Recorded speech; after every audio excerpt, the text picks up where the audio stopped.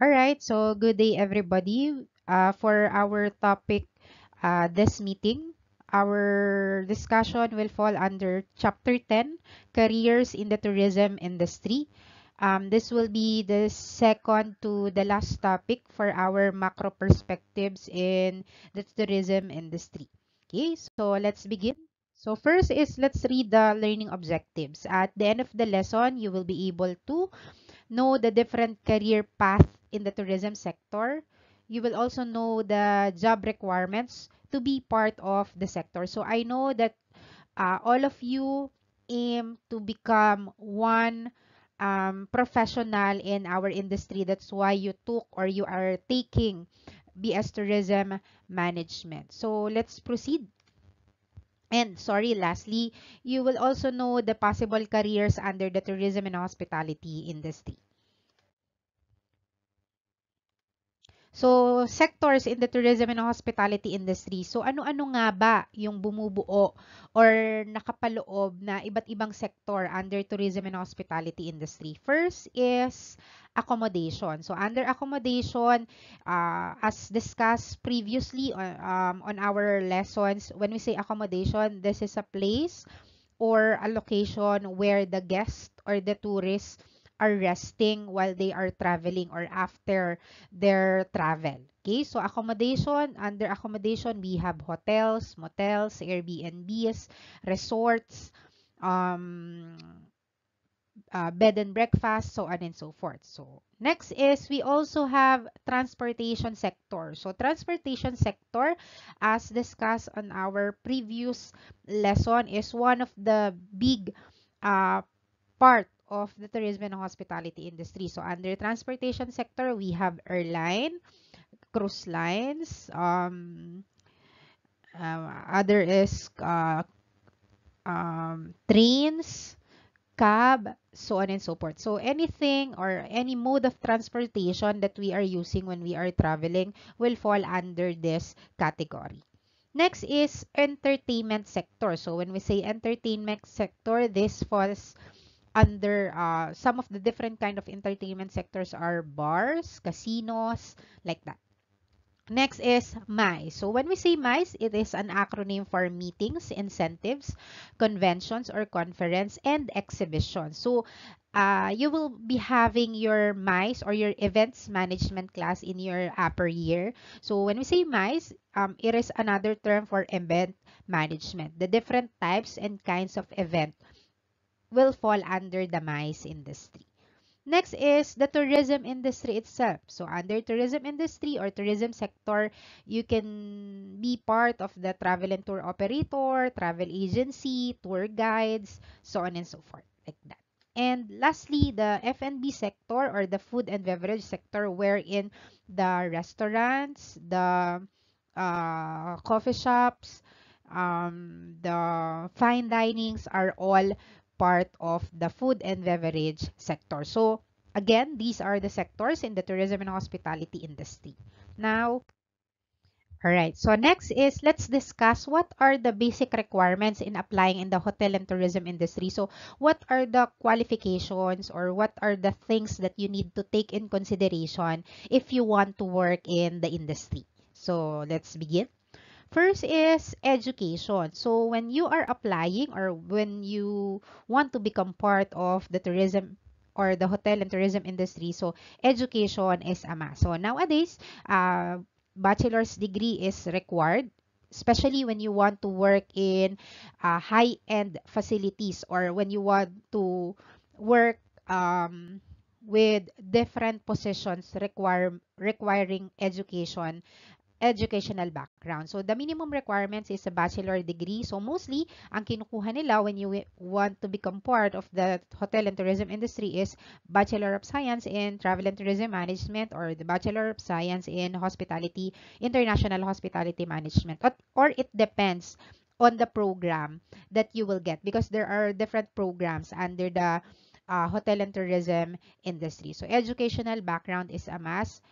Minimum is 4-year course graduate here in the Philippines, but sometimes or most of the times abroad or in other countries, as long as you are high school graduate or you are holding a high school diploma or senior diploma and you have an experiences, then pwede kang makapag-apply. But in the Philippines, mostly ang requirement natin ay 4-year degree programs.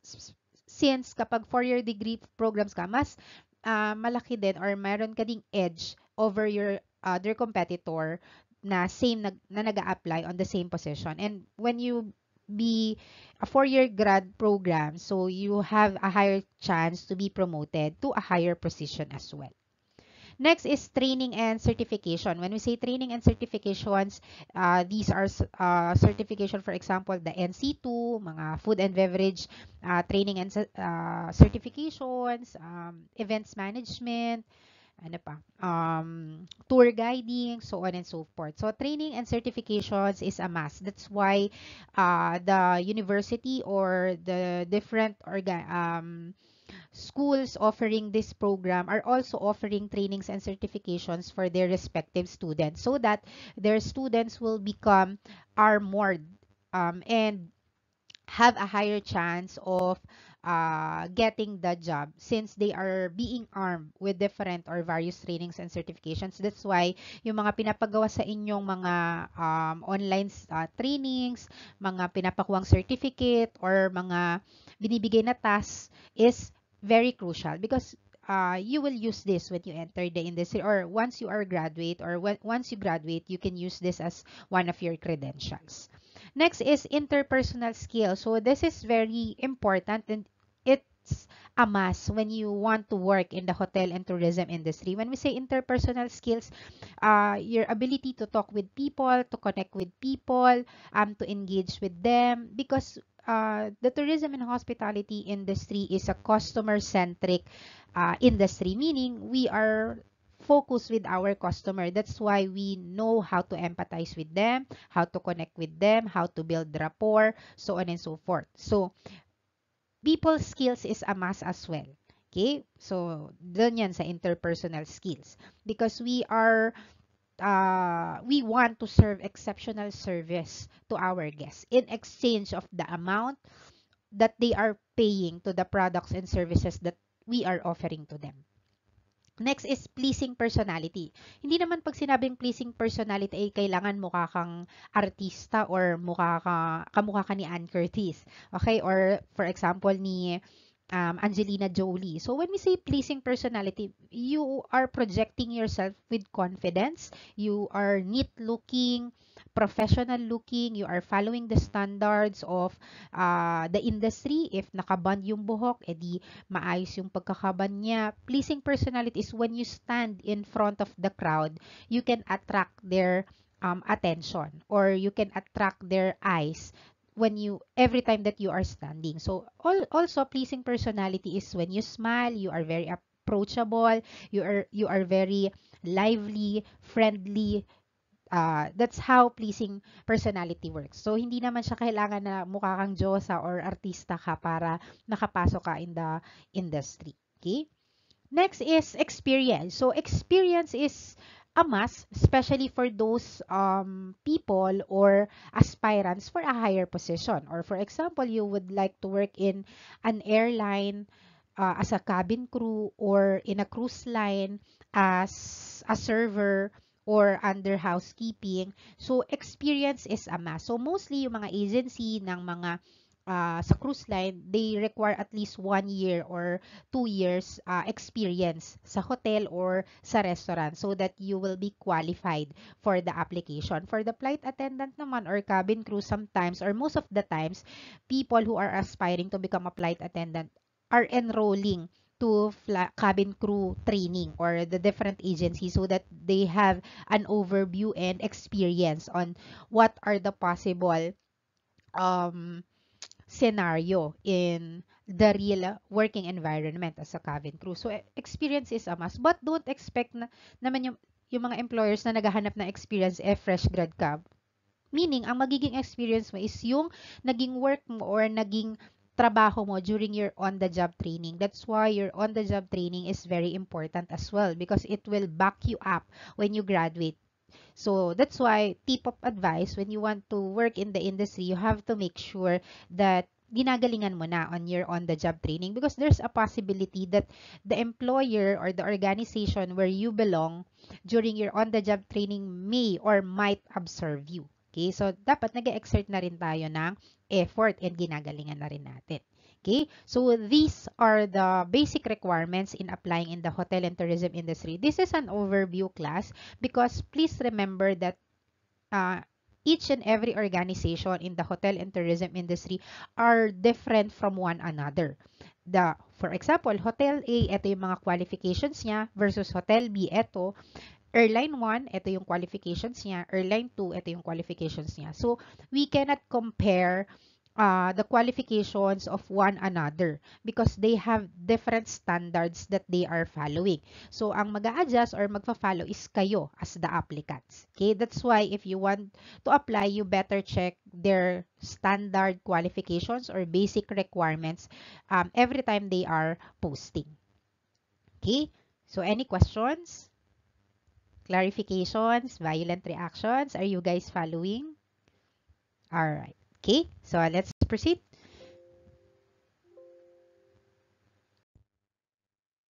All right, so now let's tackle what are the different careers in the accommodation sector. So ano ba yung mga possible na trabaho na pwede na nyong applyan when you graduate? So if you want to work under accommodation sector or in the hotel, in an Airbnb, in a resort hotel, so what are the possible careers that you can apply for? So first, you can work as a front office agent. You can also part of the housekeeping department. You can also be part of the bell desk department. So another one is there are others na back of the house sila na assign. So for example, sales and marketing. So pwede rin tayo doon. Another is sa kitchen. So pwede rin siya doon. Another one is sa mga auxiliary services like receptionist sa kanilang spa, sa kanilang bars, waiter, waitress, so pwede rin siya doon. So there are a lot of options when you are aiming to work in the accommodation sector. Okay?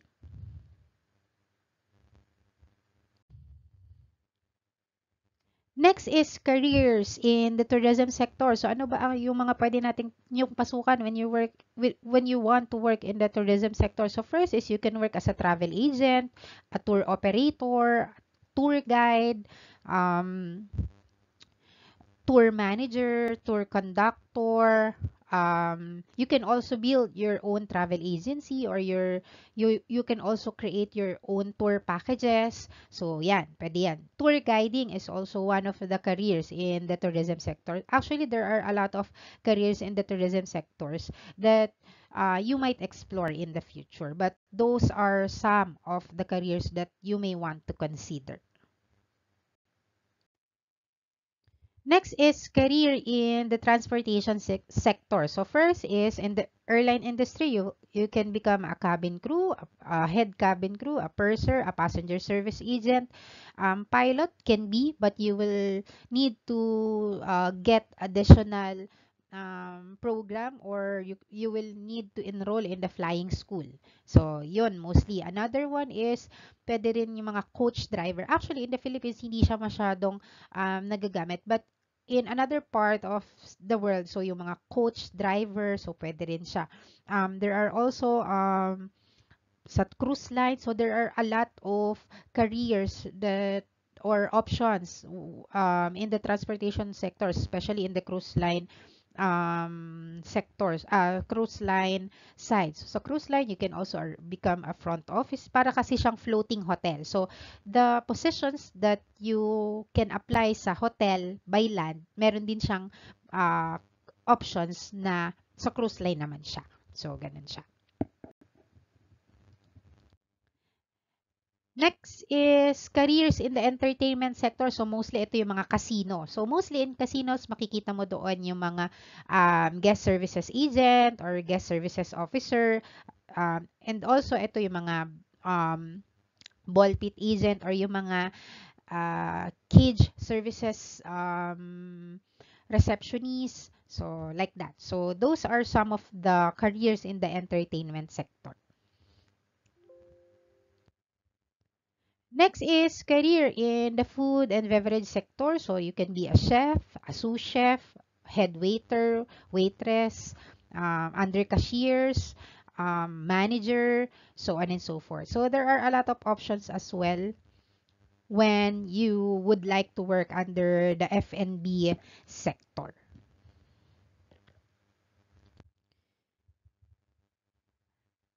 Next is careers in the MICE sector or in the event management sector. So in events, you can be an event manager, an event coordinator, an event planner, director, logistics officer. You can also work under the call this wedding planner, exhibit organizer, so on and so forth. Okay, so you can create or come up with your own event organizing company if you have a budget or you have a capital in the future. Next is other career opportunities. So this will be my assignment to you. Can you're going to research or you're going to dig deeper. Ano sa tingin nyo or what do you think are the other career opportunities that you can get or that you can apply for in the future?